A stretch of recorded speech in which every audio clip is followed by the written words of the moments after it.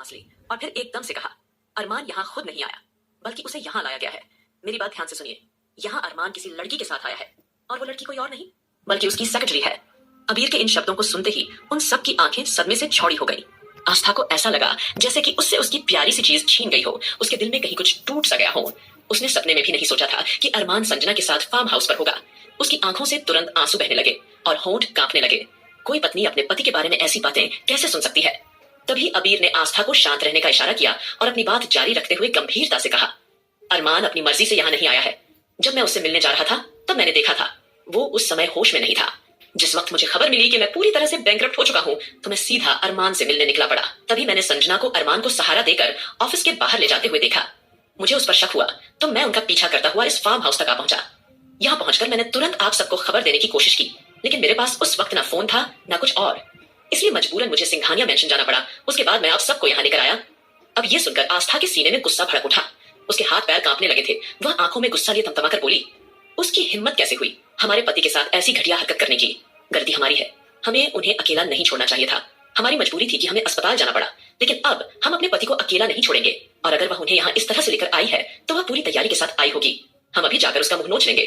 तभी अबीर ने उसे रोकते हुए फौरन कहा, रुको आस्था, भले ही संजना अरमान को यहाँ फंसाकर लेकर आई है, लेकिन इस साजिश में वह अकेली नहीं है। संजना के अरमान को वहां से लेकर जाने के बाद मैंने राजवीर जिंदल की कार को भी वहां से जाते हुए देखा था। अबीर के शब्द ऐसे थे मानो जैसे उनके ऊपर किसी ने बम गिरा दिया हो। वो कुछ बोल नहीं पा रहे थे। आस्था के पूरे जिस्म में जैसे जहर दौड़ गया। उसने गुस्से से अपनी मुट्ठी भींच ली, फिर वह अपना गुस्सा दबाकर सीरियस एक्सप्रेशन से बोली, देखिए, अब जो भी बातें हैं वो बातें हम बाद में भी कर सकते हैं, लेकिन मैं बाहर नहीं रोक सकते। मुझे अंदर जाना होगा। मैं किसी भी कीमत पर अपने पति को उस चुड़ैल के साथ नहीं रहने देना चाहती। ये बोलकर आस्था अंदर जाने लगती है और सभी उसे प्रोटेक्ट कर रहे थे।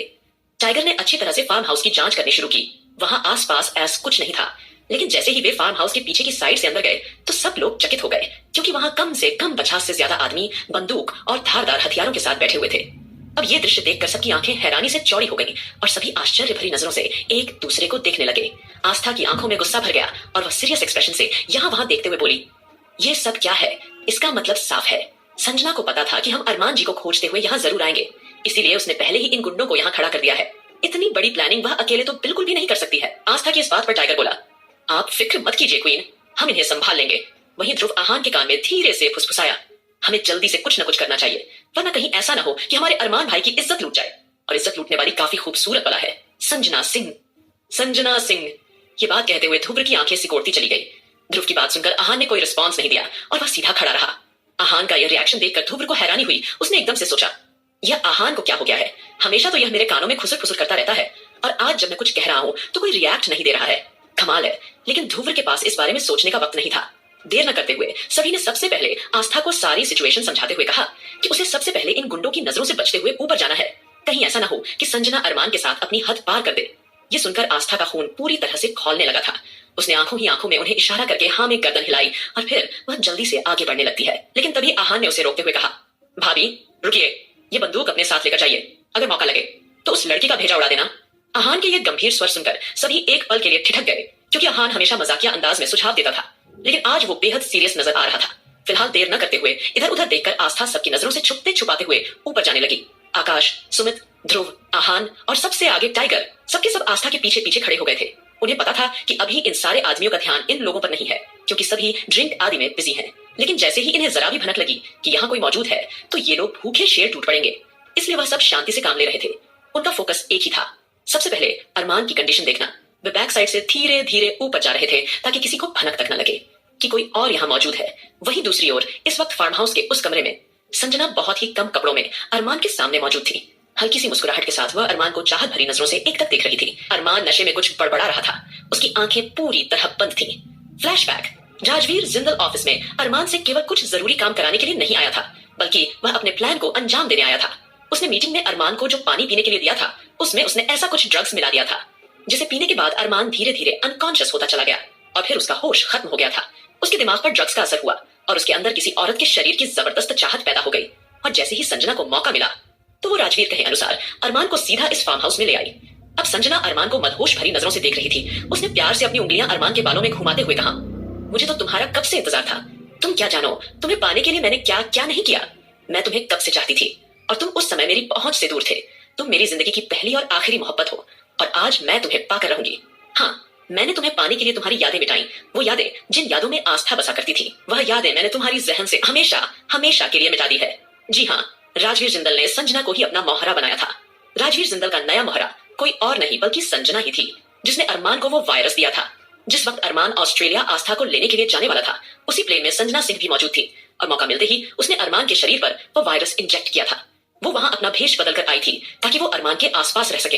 अब जैसे ही आस्था ने संजना के मुंह से इस तरह की बातें सुनी तो उसका सर चकराने लगा।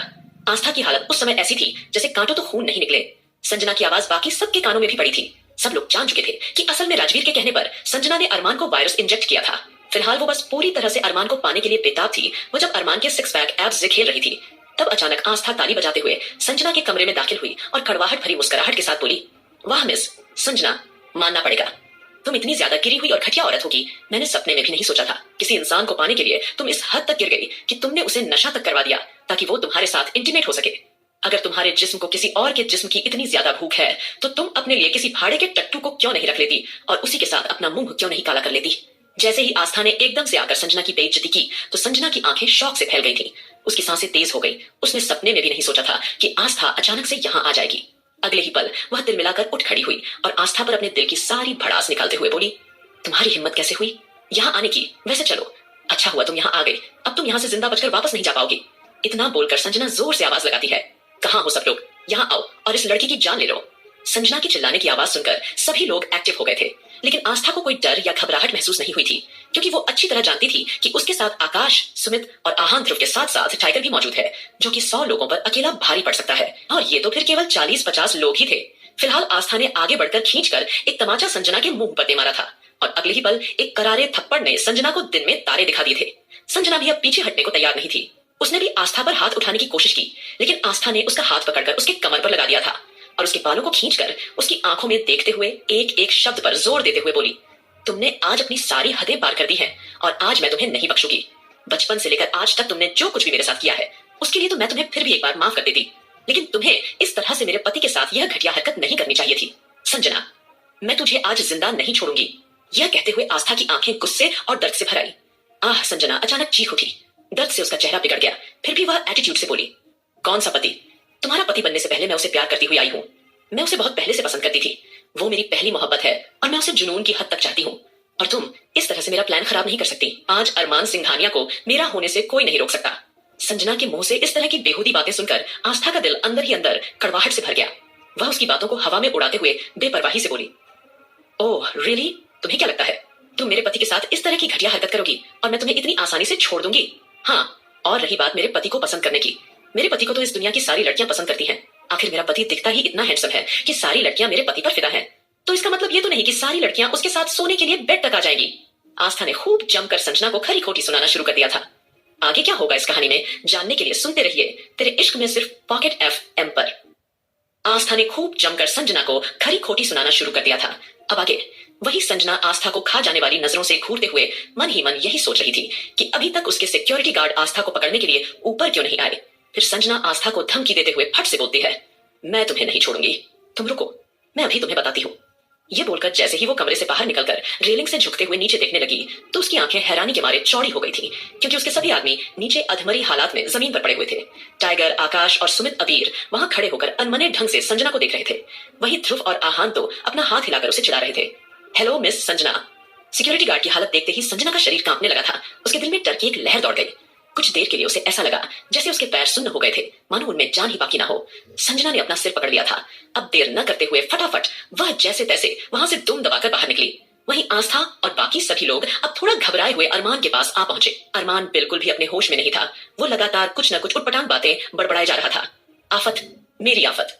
तब आस्था ने अपनी नजरें धूर की ओर घुमाई और एकदम से बोली, ध्रुव जी जल्दी से अरमान जी को चेक करिए। लेकिन जैसे ही ध्रुव ने अरमान को चेक करना शुरू किया तो उसके चेहरे से एक्सप्रेशन चेंज हो गए और उसके माथे पर हल्का ठंडा पसीना छलका और वो एकदम से बोला, भाभी मैं कोई मदद नहीं कर पाऊंगा। भैया को किसी ने ड्रग्स दिया है और इस वक्त आपको ही उनकी मदद करनी होगी। जैसे ही ध्रुव ने नजरें चुराते हुए ये कहा तो सब लोग इधर उधर देखने लगते हैं। वहां की सिचुएशन थोड़ी ऑकवर्ड हो गई थी। आस्था ध्रुव की बातों का मतलब समझ चुकी थी। किसी तरह अपनी घबराहट को कंट्रोल करते हुए वह सबकी ओर बेचैनी से देखकर रिक्वेस्ट करती है, आप लोग हमारी मदद कीजिए और अरमान जी को घर लेकर चलिए। तभी ध्रुव झट से बोला, नहीं भाभी, हम भैया को घर नहीं लेकर जा सकते। भैया की कंडीशन ऐसी नहीं है कि वो घर जा सके। भैया को आज की रात यही रुकना होगा। अब जैसे ही ध्रुव ने थोड़ी लड़खड़ाती हुई जुबान में ये कहा तो यह सुनकर आस्था की हालत ऐसी थी जैसे कांटों तो खून नहीं निकले। उसे समझ नहीं आ रहा था कि वो करे तो करे क्या। खुद के इमोशंस को छुपाते हुए आस्था ने ध्रुव को सिचुएशन समझाने की कोशिश की। देखिए ध्रुव जी, कोई तो रास्ता होगा। हम इस तरह से इस अनजान जगह पर नहीं रुक सकते। और वैसे भी अगर ये राजवीर जिंदल और संजना का मिला जुला प्लान है तो इसका मतलब साफ है कि वे एक बार फिर यहाँ हमला कर सकते हैं और हो सकता है राजवीर जिंदल भी यहाँ आ जाए। अब जैसे ही आकाश ने आस्था के मुंह से इस तरह की बातें सुनी तो उसने हताशा से सांस लेते हुए कहा, ध्रुव कुछ करो और अरमान को कम से कम इस लायक तो करो कि वो घर जा सके। अब ध्रुव ने गहरी सांस ली और देर न करते हुए फटाफट अपनी कार की ओर भागा। वो कार में हमेशा अपना जरूरी सामान साथ रखा करता था और उसके हाथों में एक ड्रग्स था। वह ड्रग्स उसने जल्दी से अरमान को इंजेक्ट किया और अगले ही पल आस्था और बाकी सब की ओर देखते हुए बोला, ये इंजेक्शन भैया को केवल 1 से 2 घंटे तक ही शांत रख सकता है, लेकिन उससे ज्यादा नहीं। अब ये सुनकर सबने कहीं ना कहीं राहत की सांस ली। उन सबकी दिल की धड़कन अब थोड़ी थोड़ी नॉर्मल हो गई थी। देर न करते हुए उन्होंने अरमान को कार में संभाल कर बैठाया और फटाफट सिंघानिया मेंशन की ओर स्पीड से कार चलानी शुरू कर दी। रास्ते में उन्होंने यह डिसीजन लिया था कि अब वे सबसे पहले इस बात का पता लगाएंगे कि आखिर राजवीर जिंदल सिंघानिया एम्पायर क्यों आया था और वह अरमान से क्या बातें करके गया है। अगर राजवीर जिंदल अरमान से मिला था तो जरूर उसका कोई ना कोई मकसद रहा होगा। फिलहाल उनके लिए अरमान की सेहत सबसे ज्यादा जरूरी थी। देर न करते हुए अब सब लोग एक के बाद एक सिंघानिया मेंशन पहुंच चुके थे। आस्था ने उन सभी को समझा दिया था कि घर में किसी को भी इस बात की भनक नहीं लगनी चाहिए कि अरमान जी के साथ क्या हुआ था। ये तो उनकी किस्मत थी कि वक्त रहते उन्होंने अरमान को संजना की चुंगल से बचा लिया और उसे लेकर घर आ गए। सिंघानिया मेंशन के पिछले रास्ते से ध्रुव और टाइगर की मदद से आस्था अरमान को सीधा उसके कमरे में ले आई थी, उसी सीक्रेट दरवाजे से जहां से वो एक बार बाहर निकली थी। वही अबीर, आकाश और सुमित आहान, वे लोग इस वक्त नॉर्मल दरवाजे से घर में एंट्री ले चुके थे। फिलहाल अरमान को बेड पर लिटाकर आस्था को सब समझाने के बाद ध्रुव जल्दी से कमरे से बाहर निकलने लगा। तब आस्था ने ध्रुव को रोकते हुए पूछा, ध्रुव कोई सीरियस बात तो नहीं है ना? उसकी आंखों में एक सवाल था। ध्रुव ने गहरी सांस भरकर आस्था से नजरें चुराते हुए हड़बड़ी में कहा, ये मेडिसिन आप कैसे भी करके भैया को दे दीजिएगा, इससे भैया कम वाइल्ड होंगे। इतना बोलकर वो बिना रुके वहां से फटाफट बाहर निकल गया। आस्था समझ नहीं पा रही थी कि ध्रुव आखिरकार क्या कहना चाहता था। वाइल्ड। जैसे ही उसने ध्रुव के वाइल्ड शब्द को 2 बार रिपीट किया तो एकदम उसे पूरी बात समझ में आ गई। फिलहाल जैसे ही आस्था ने दरवाजा बंद किया तो उसने देखा कि अरमान, जो थोड़ी देर पहले बेहोश था, उसे एक बार फिर होश में आने लगा और वह धीरे धीरे कुछ बड़बड़ा रहा था। मेरे करीब आओ, मेरे पास आओ, मेरे पास आ जाओ आफत। वो अपनी बेहोशी की हालत में बार बार एक ही बातें दोहराए जा रहा था। अब आस्था के पास कोई और ऑप्शन नहीं था। उसने अंश की जिम्मेदारी आहान को दे दी थी और अंश भी आहान के साथ बहुत ज्यादा ही घुल मिल गया था। वो ज्यादातर उसी के साथ रहता था। इसीलिए आस्था ने आहान को कहा था कि वो आज रात अंश का ख्याल रखे। इसलिए आहान ने सीधा जाकर अंश को अपनी गोद में ले लिया और भला फुसला कर उसे सुलाने लगा। आहान को अंश के साथ खुश देखकर रौनक का दिल अंदर ही अंदर ये समझ चुका था कि वो बिल्कुल सही सोच रही है। फिलहाल नानी माँ ने तो सख्ती से आहान, टाइगर और सबको मना कर दिया था कि अभी कम से कम 1 महीने जब तक ये दोनों लड़कियां पूरी तरह से आराम करेंगी तब तक कोई भी उन्हें परेशान नहीं करेगा और उन्हें अपने अपने पतियों को भी नहीं देखने दिया जाएगा। अब जैसे ही नानी माँ ने यह फरमाना जारी किया तो सब लोग आश्चर्य से चौंक गए थे। लेकिन तभी रश्मि तुरंत इस बात पर रिएक्ट करते हुए बोली, लेकिन नानी माँ, आप ऐसा क्यों कह रही हैं? क्या आहान रौनक को और टाइगर भैया मारिया दीदी को 1 महीने तक नहीं देखेंगे? रश्मि के सवाल करने पर नानी माँ अगले ही पल अपनी हंसी दबाते हुए जवाब देती है, हाँ हाँ, हम जो कह रहे हैं बिल्कुल ठीक कह रहे हैं। ऐसा ही होता है भाई, आप लोगों को पता नहीं, जब अंश का जन्म हुआ था तब हमने दामाद जी को गोरी बिटिया को देखने से मना कर दिया था। लेकिन वो तो दामाद जी थे जो हमारी बात मानते ही नहीं थे और किसी न किसी बहाने से हर रोज ही गोरी बिटिया के सामने चले आ जाया करते थे और वहीं सो जाया करते थे। वो हमारी बात मानते ही कहाँ थे। ये कहते कहते नानी माँ हंस पड़ी। अब जैसे ही नानी माँ ने बातों ही बातों में आस्था और अरमान के बारे में अपना एक्सपीरियंस शेयर किया तो वैसे ही सब मुस्कुरा दिए थे। लेकिन आज रौनक का दिल अजीब से भारीपन से भरा हुआ था। वो अपने पास लेटे हुई बेहद खूबसूरत प्यारी मासूम बच्ची को देखती है जो उसे अपनी टिमटिमाती हुई आंखों से टुकुर टुकुर देख रही थी, जिसे महसूस करके रौनक के दिल में इमोशंस का तूफान मचलने लगा था। वहीं दूसरी ओर अरमान आस्था के साथ पूरी तरह से मुंह काला कर रहा था, मतलब वाइल्ड हो चुका था। इतनों दिनों बाद अरमान को अपने पास पाकर आस्था ने इस बात की भी परवाह नहीं की वो क्या कर रहा है। उसने आस्था के साथ पूरी तरह से फिजिकल होना शुरू कर दिया था। अब जाकर आस्था को ध्रुव की बात का मतलब समझ में आया। अरमान की आंखों में अजीब सी बेचैनी दिखाई दे रही थी, जिसे देखकर आस्था खुद को उसमें डूबने रोक नहीं पाई थी, क्योंकि जब तक अरमान के शरीर से वो ड्रग्स पूरी तरह खत्म नहीं होगा वो इसी तरह से बिहेव करेगा। लेकिन आस्था ने अच्छी तरह से अपने पति को पूरे ध्यान से संभाल लिया था। वहीं दूसरी ओर रौनक पूरी रात बेचैन थी। अंश बड़े ही इजी तरीके से आहान के पास सो गया था। उसने बिल्कुल भी आस्था को याद नहीं किया, क्योंकि आहान बिल्कुल एक माँ बनकर ही अंश को संभाला करता था। लेकिन अब रौनक के दिल और दिमाग पर एक अजीब सा एहसास हावी होने लगा था। कितनी ही देर तक वह बेचैन होकर यहाँ वहां करवट बदलने के बाद भी सो नहीं पाई थी। हालांकि नानी माँ ने उसे कहा भी था कि उसे पूरी रात आराम करना है और अपना बहुत ध्यान रखना है, लेकिन रौनक के मन में बार बार आहान का अजीब तरह बर्ताव करना खटक रहा था। आहान का इस तरह का रिएक्शन देखकर वो समझ नहीं पा रही थी कि आखिरकार उसके मन में क्या चल रहा है। फिलहाल मारिया ने रौनक की बेचैनी को भांपते हुए पूछा, क्या बात रौनक, कुछ परेशानी है तो तुम मुझे बता सकती हो। I am here to help you. इस बात पर रौनक बस हल्का मुस्कुराई, लेकिन मारिया को कोई जवाब नहीं दिया। वहीं दूसरी ओर अबीर सिंह राठौर के चेहरे पर अजीब सी बेचैनी थी। पूरी रात वो सही से सो नहीं पाया था। हालांकि आकाश ने उसे पूरी तरह से अपनी लैबोरेटरी दे दी थी और उसे कहा था कि वो चाहे तो उसके विला में रह सकता है। आखिरकार आकाश का शानदार विला उसके सिंघानिया मैंशन में रहने की वजह से खाली पड़ा था। आकाश ने बिना सोचे समझे अबीर से कह दिया था कि उसे बिल्कुल भी परेशान होने की जरूरत नहीं है, वो आराम से उस विला में रह सकता है। और अबीर का इरादा भी सिंघानिया मैंशन में बिल्कुल भी रुकने का नहीं था, इसीलिए वो आकाश के विला में रहने के लिए मान गया था। लेकिन उसके दिल में एक अजीब सा खालीपन था। हालांकि उसने मन बना लिया था कि वो राजवीर जिंदल को सबक सिखाए बगैर यहाँ से कहीं नहीं जाने वाला है, क्योंकि कुछ वक्त पहले उसने मामूली तौर पर आस्था अरमान से दोस्ती की थी। लेकिन अब सही वक्त आ चुका था कि अपनी दोस्ती निभाने का, क्योंकि वो अरमान आस्था की जिंदगी को यूं ही बेरंग और बेसहारा छोड़कर नहीं जा सकता था। जब अबीर पूरी तरह से बैंकरप्ट हो चुका था, तब उसे राजवीर की तरफ एक चेतावनी मिली थी जो उसने किसी और से शेयर नहीं की थी। अबीर को राजवीर जिंदल ने वॉइस मैसेज भेजा था जिसमें उसने उसकी जान लेने की धमकी दी थी। उसने उस वॉइस मैसेज में केवल इतना कहा था कि अगर वो अपनी जान की सलामती चाहता है तो वो यहाँ से कहीं दूर चला जाए। राजवीर की कठोर आवाज अभी भी अबीर के कानों में गूंज रही थी, लेकिन अबीर ने मन ही मन ठान लिया था, चाहे कुछ हो जाए वह बिना हार माने यहाँ से बिल्कुल भी नहीं जाएगा। आगे क्या होगा इस कहानी में जानने के लिए सुनते रहिए तेरे इश्क में, सिर्फ पॉकेट FM पर।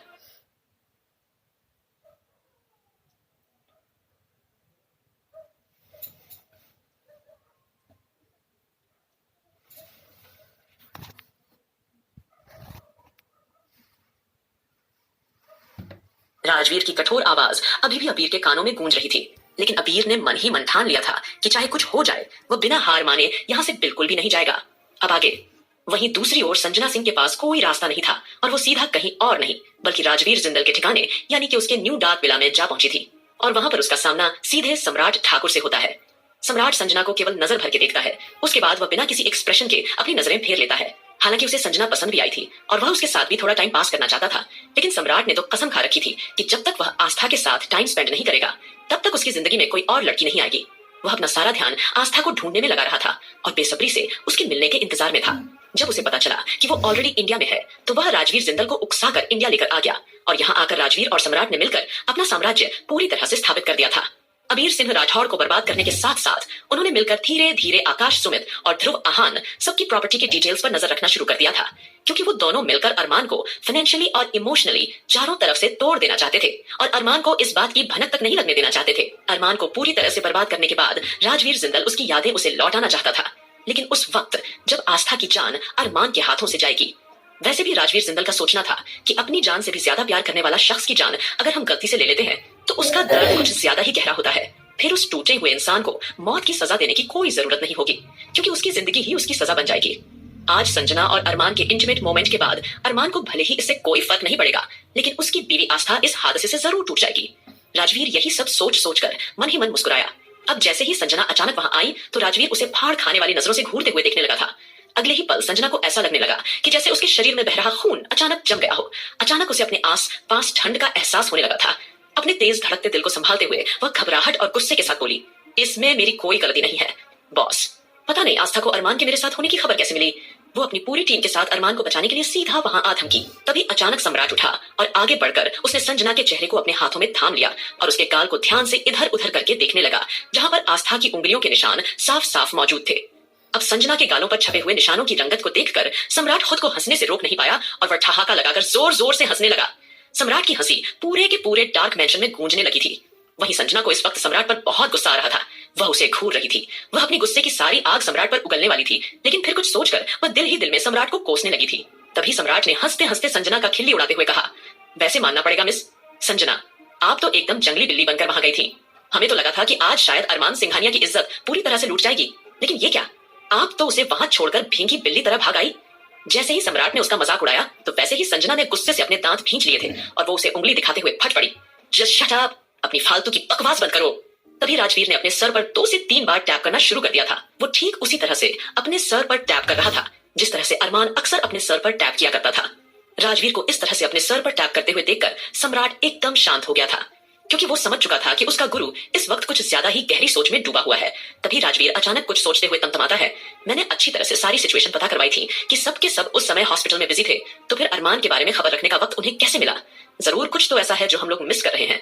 तभी रॉकी बीच में बोल पड़ा था, लेकिन बॉस, पूरा का पूरा परिवार हॉस्पिटल से घर जाने के बाद सिंघानिया मेंशन के अंदर ही था। मैंने उस वक्त खुद कंफर्म किया था। तो फिर अरमान सिंघानिया के पीछे कौन आया था? तभी सबका दिमाग जोर से चल रहा था, लेकिन अचानक राजवीर के चेहरे पर एक तिरछी सी मुस्कुराहट आ गई और वो एकदम से बोला, अबीर सिंह राठौड़। लगता है अबीर सिंह राठौड़ ने मेरी बातों को सीरियसली नहीं लिया। मैंने उससे कहा भी था कि अगर जिंदा रहना चाहता है तो मेरी नजरों से कहीं दूर चला जाए, लेकिन शायद उसने मेरी बातों को हल्के में लिया है। और हो सकता है कि अबीर सिंह राठौड़ ने ही हमारा प्लान फ्लॉप किया हो।